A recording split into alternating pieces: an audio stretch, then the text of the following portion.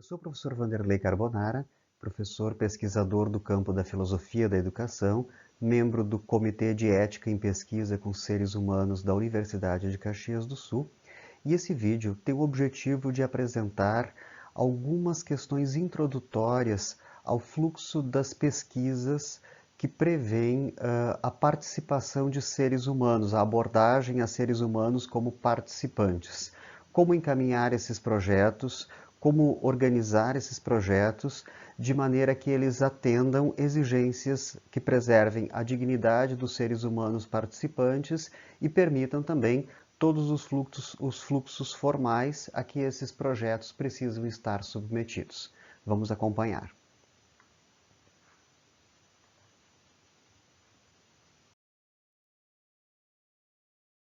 No Brasil, a regulação de projetos de pesquisas que envolvem seres humanos como participantes está no âmbito da Comissão Nacional de Ética em Pesquisa, a CONEP, que é uma comissão do Conselho Nacional de Saúde e tem essa função de implementar normas e diretrizes regulamentadoras de pesquisas envolvendo os seres humanos, e isso vai passar por um grande âmbito de submissão. Cada instituição de pesquisa possui, ou ao menos tem a possibilidade de ter o seu próprio CEP, o seu próprio Comitê de Ética em Pesquisa com Seres Humanos, e é desse comitê a responsabilidade primária pelas decisões sobre a ética da pesquisa ser desenvolvida na instituição, de modo a garantir e resguardar a integridade e os direitos dos voluntários participantes nas referidas pesquisas. Portanto, se o seu projeto de pesquisa envolve abordagem direta a seres humanos como participantes, esse é o sistema ao qual você precisa observar e atentar para fazer os devidos fluxos. Esse gráfico demonstra, de maneira preliminar, como se dá o fluxo de submissão.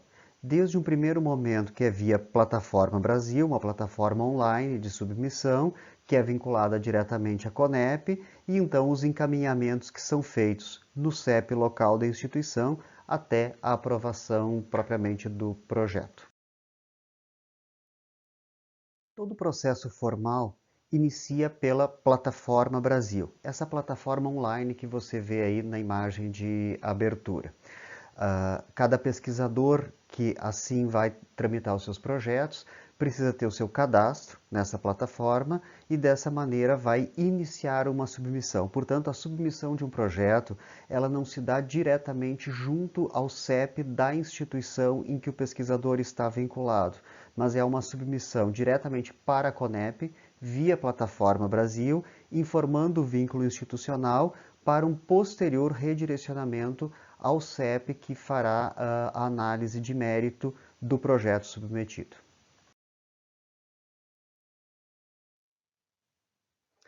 Aqui nós temos uma captura de imagem um pouco mais fechada, onde aparece em destaque ali o campo dos manuais da Plataforma Brasil.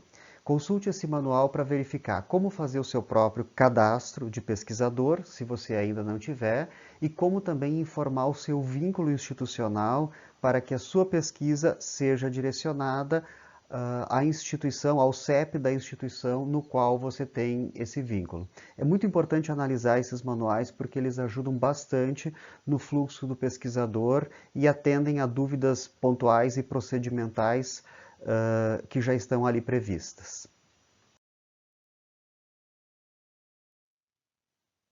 Bom, na UX, o Comitê de Ética em Pesquisa também possui um conjunto de orientações que podem, em grande parte, ajudar o pesquisador. Nós temos aí no site da UX esse espaço dedicado ao Comitê de Ética e Pesquisa, você vê na tela o caminho para acessar, e veja em especial o link que está em destaque, submissão de projetos. Ali nós temos uma série de elementos que são bastante úteis aos nossos pesquisadores. Aqui em submissão de projetos, você encontra, além de fluxos mais imediatos de uso da Plataforma Brasil, como questões de preenchimento, algumas orientações que são bastante úteis aos pesquisadores das áreas de ciências humanas e sociais. Por quê? Como o sistema CEP-CONEP, ele nasce dentro da área da saúde e num segundo momento ele passa também a abarcar pesquisas de outras áreas, inclusive das ciências humanas e sociais, muitas vezes os pesquisadores dessas áreas não se identificam com a linguagem utilizada na plataforma que vem de uma natureza das pesquisas biomédicas em grande parte. Nesse manual aqui, nós temos algumas orientações sobre como proceder quanto ao preenchimento dessas informações. Questões como desfecho primário, desfecho secundário, que não é uma linguagem habitual das ciências humanas e sociais, ou caso de projetos de pesquisa que não contemplem a formulação de hipóteses, enfim, peculiaridades das ciências humanas e sociais estão contempladas aqui. Muito importante ver também o link diretamente para as resoluções e para a formulação dos termos de consentimento livre e esclarecido. Depois falaremos sobre cada um desses itens também. Bom, vamos às resoluções. Há várias normativas da CONEP, do Conselho Nacional de Saúde, que orientam a submissão de projetos que envolvam seres humanos como participantes. Duas resoluções em especial precisam ser consideradas.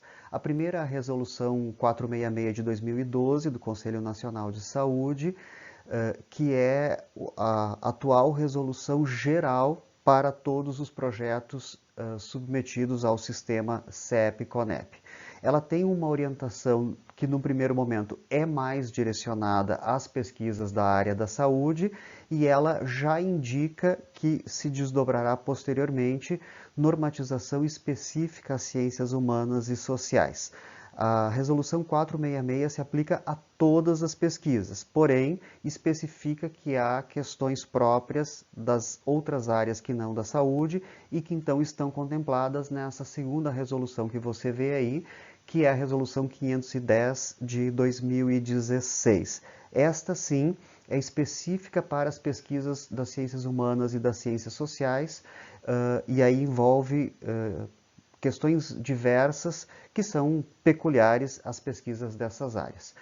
Antes de submeter qualquer projeto, é muito importante fazer a leitura de ambas as resoluções e verificar se o projeto tem adequação àquilo que está objetivado nos documentos.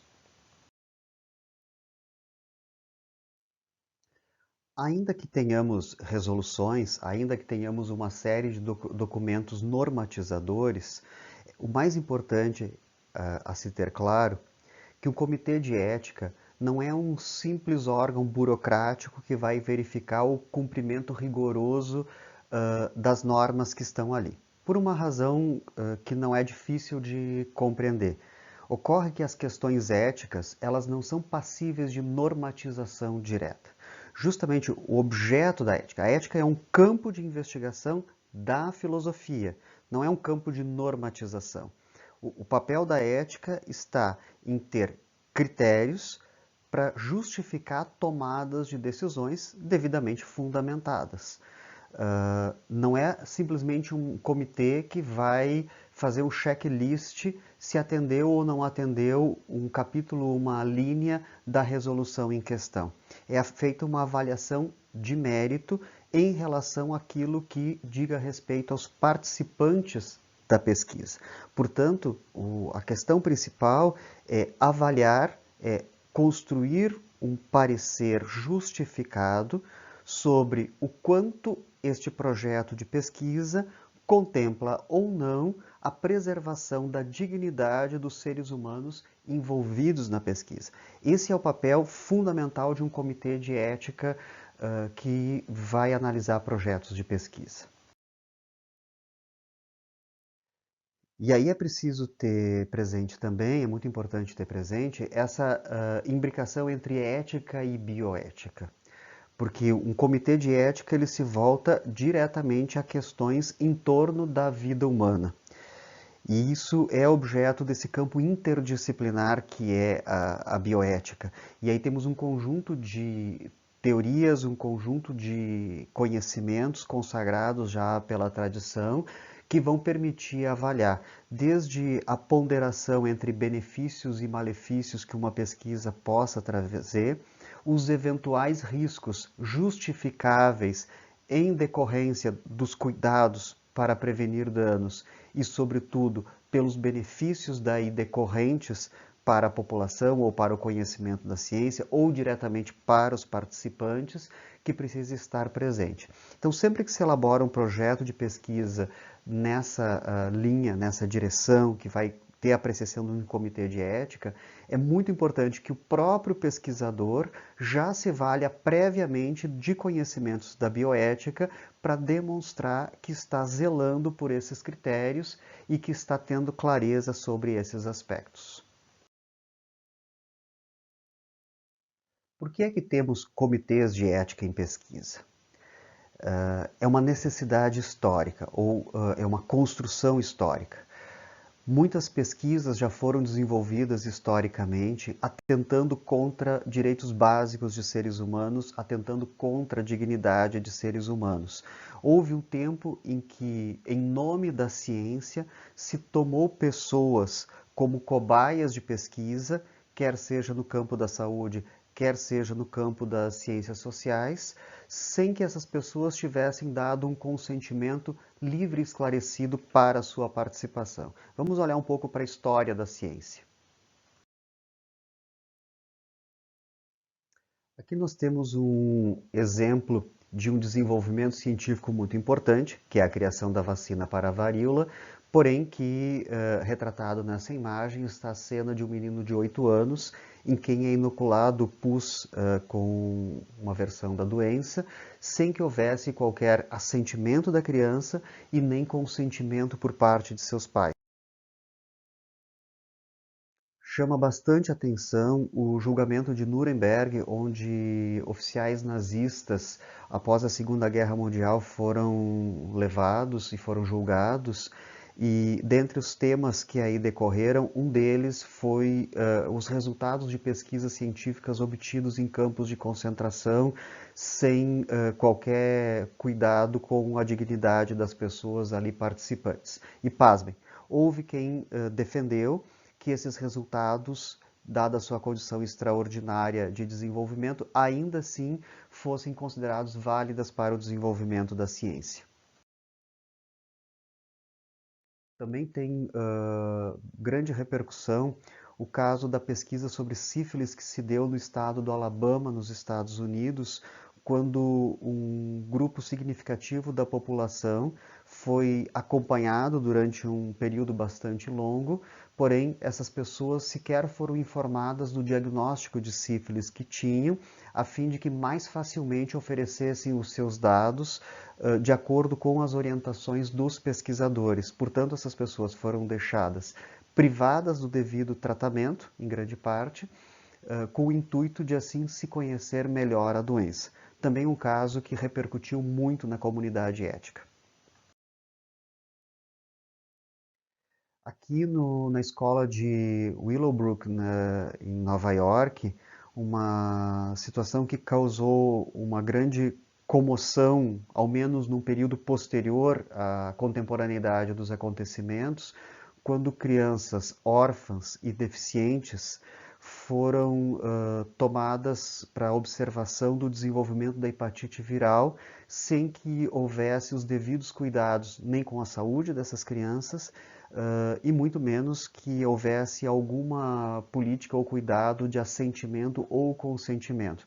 Em nome do progresso da ciência, em nome de supostos resultados de interesse para a população em geral, essa parcela frágil da população foi submetida a uma condição de altíssimo risco e sérios comprometimentos de saúde e violência contra a sua dignidade. É em resposta a esses e muitos outros casos semelhantes que nascem os comitês de ética em pesquisa pelo mundo. No Brasil, o sistema CEP-CONEP visa defender os interesses dos participantes da pesquisa em sua integridade e dignidade. O que implica aí a eticidade da pesquisa? Vamos a 4 itens. Primeiro, o respeito integral ao participante, ele não é cobaia, ele é alguém que voluntariamente se dispõe a participar. O pesquisador precisa fazer a ponderação entre riscos e benefícios de maneira que os danos sejam prevenidos e que os benefícios sejam sempre maiores do que qualquer possível dano daí decorrente.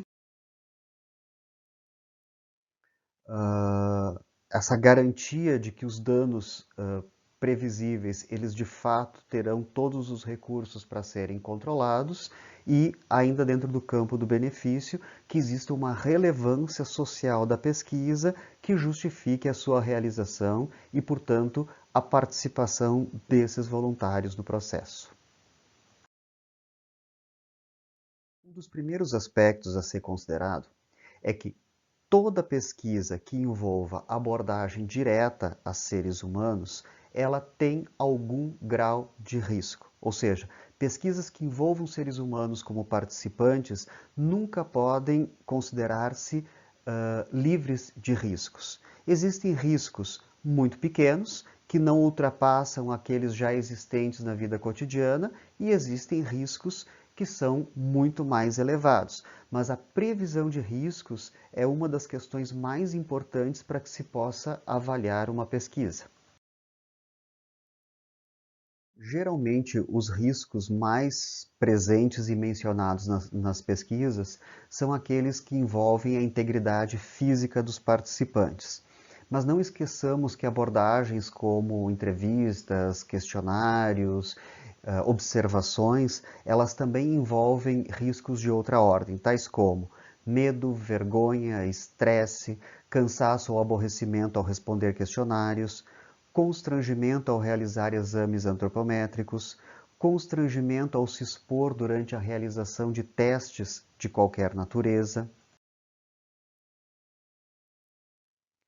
desconforto, constrangimento ou alterações de comportamento durante gravações de áudio e vídeo, alterações na autoestima provocadas pela evocação de memórias ou por reforços na conscientização sobre uma condição física ou psicológica restritiva ou incapacitante, alterações de visão de mundo, de relacionamentos e de comportamentos em função de reflexões sobre sexualidade, divisão de trabalho familiar, satisfação profissional e para a própria ideia de quebra de sigilo e anonimato das informações ali constantes. E muitos outros que poderíamos falar também. Considerando sempre que quanto mais esclarecido for o participante da pesquisa, melhor ele pode avaliar esse risco e responder pela adesão ou não à pesquisa. Porém, quanto mais frágil for o participante, criança, pessoa incapaz ou por qualquer outra situação, essa fragilidade amplia o grau de responsabilidade do pesquisador em minimizar e prevenir danos decorrentes de quaisquer desses riscos. Quando convidamos pessoas para participarem de pesquisas, nós precisamos informar essas pessoas sobre quais são os procedimentos e perguntar se essas pessoas dão o seu consentimento. Existe um fluxo que precisa ser observado. Para pessoas maiores de idade e que autonomamente respondem sobre si mesmos, nós fazemos a solicitação desse consentimento por meio de um documento que é o TCLE, o Termo de Consentimento Livre e Esclarecido. É um convite, geralmente por escrito, que vai apresentar os objetivos da pesquisa, vai detalhar os procedimentos, vai mencionar os potenciais riscos e benefícios decorrentes da pesquisa, as garantias de guarda de sigilo e confidencialidade e que, estando de acordo, o participante da pesquisa irá assinar, dando o seu consentimento. Quando nós temos o envolvimento de menores de idade ou pessoas que por alguma razão tenham impedimento em manifestar-se de forma plenamente autônoma, então nós temos dois procedimentos. Aos responsáveis, nós solicitamos o consentimento, nos mesmos termos mencionados. e ao menor de idade ou a pessoa que não responde autonomamente por si mesmo, nós solicitamos o assentimento. Esse assentimento pode ser organizado de diferentes modos. Na maior parte das vezes, ele também é um documento escrito. Porém, conforme as características da pessoa, pode ser obtido também por outros meios, especialmente a Resolução 510 para Ciências Humanas e Sociais apresenta desdobramentos e possibilidades a esses documentos. Todos os projetos submetidos pelo sistema CEP e CONEP são analisados quanto ao seu mérito e eles podem ser ou aprovados, ou rejeitados, ou mantidos pendentes para esclarecimentos e reformulações. O que, digamos, seja um aspecto ou sejam características comuns que levam projetos a não serem aprovados em primeira versão e haja exigência de atendimento a pendências? Vamos a algumas características recorrentes, obviamente, há muitas outras que são mais peculiares. Há projetos que chegam com insuficiência de documentos obrigatórios previstos nas resoluções já mencionadas ou que apresentam com alguma irregularidade esses documentos. Uma questão, por exemplo, que por vezes aparece, documentos em que a assinatura que consta é apenas uma imagem colada, não é uma assinatura nem de próprio punho, nem uma assinatura digital certificada. Isso, por exemplo, gera pendência porque o documento não é aceito como válido. Outro aspecto diz respeito aos cronogramas. Considere sempre que ao submeter um projeto, as atividades com participantes nunca sejam previstas para menos do que 40 dias após a data de submissão, prazo necessário para todos os trâmites previstos. Outro motivo são inadequações dos termos, TCLE ou TALE, quando é o caso. Esses termos são importantíssimos na submissão de projetos, quando, obviamente, isso se aplica. E eles precisam ter uma redação sempre muito clara ao participante. Portanto, se você tem um participante com um grau de esclarecimento científico, você usa uma linguagem. Se você tem um cidadão comum e a sua pesquisa envolve conhecimentos próprios de uma ciência, não esqueça de utilizar uma linguagem adequada, porque o participante precisa ter acesso pleno às informações que estão ali postas. Então, muita atenção aos termos obrigatórios, TCLE e TALE, conforme o caso da sua pesquisa. Uma das questões também muito importantes na avaliação do CEP é a apreciação que o pesquisador faz em relação aos riscos e os benefícios. Nunca subestime os riscos. Afirmar que uma pesquisa não tem riscos, com certeza vai gerar uma pendência. Ou não informar adequadamente quais são os riscos, a previsão de prevenção de danos e eventual reparação de danos que venham a ocorrer, também é um aspecto que o CEP estará bastante atento. Portanto, cuide bastante da apresentação, da avaliação e da indicação dos procedimentos em relação aos riscos. Um outro aspecto que por vezes aparece nos projetos são contradições entre os próprios documentos. Por exemplo, você vai preencher informações básicas na plataforma Brasil, vai anexar o projeto completo e vai anexar o TSLE. A previsão de riscos ou de cronograma, enfim, de qualquer um dos itens, precisa estar concordante entre esses diferentes documentos. Porque se num documento você traz a informação indicando um determinado prazo ou procedimento, e isso está diferente, está dito de outro modo em outro documento, isso obviamente vai gerar uma solicitação de esclarecimentos sobre o que de fato deva ser considerado para o desenvolvimento da sua pesquisa.